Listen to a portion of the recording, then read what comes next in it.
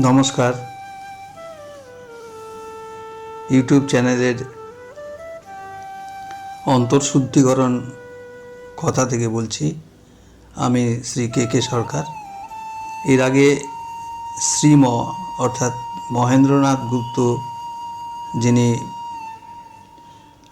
আমাদের কথামৃত বইটি লিখেছেন শ্রীরামকৃষ্ণ ঠাকুরের উপর, তার সম্বন্ধে একটা শর্ট ফিল্ম করেছিলাম।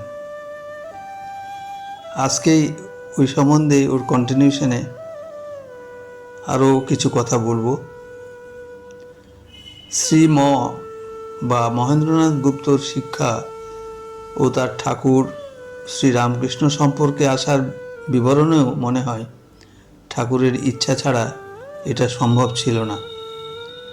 তিনি দৃঢ় শরীর, তীক্ষ্ণ বুদ্ধি, পবিত্রতা ও অদ্ভুত মেধা নিয়ে জন্মগ্রহণ করেন।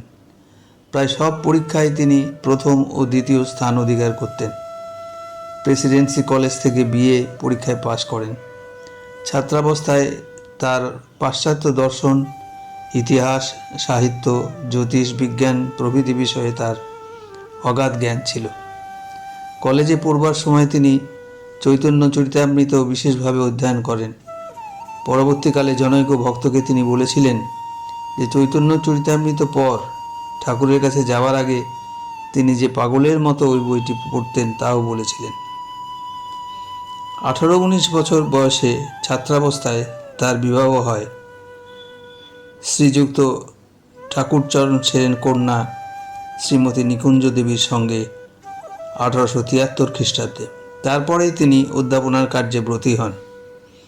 1882 খ্রিস্টাব্দে তিনি যখন প্রথম ঠাকুর শ্রী রামকৃষ্ণের দর্শন করেন, তখন তিনি শ্যামবাজার মেট্রোপলিটন শাখার বিদ্যালয়ের প্রধান শিক্ষক পদে নিযুক্ত ছিলেন।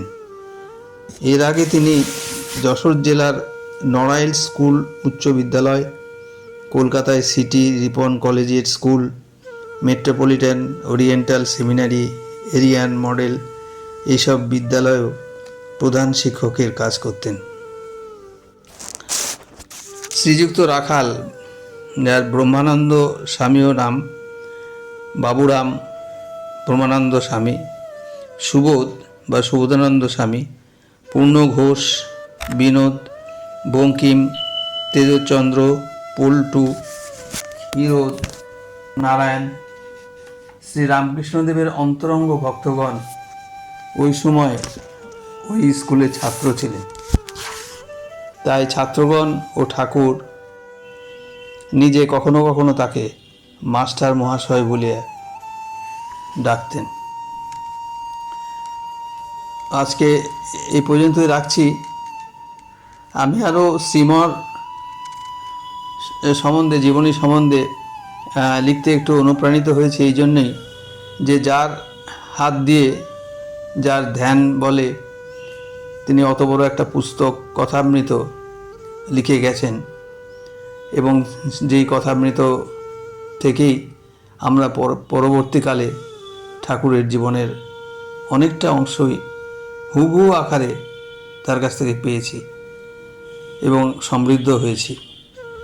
তাই তার সম্বন্ধে আমাদের জানা উচিত যে কতটা শক্তিধর হলে, অবশ্যই ঠাকুরের আশীর্বাদ ছাড়া এটা সম্ভব ছিল না, হলে এই কাজটা তিনি সুষ্ঠুভাবে সম্পূর্ণ করতে পারেন।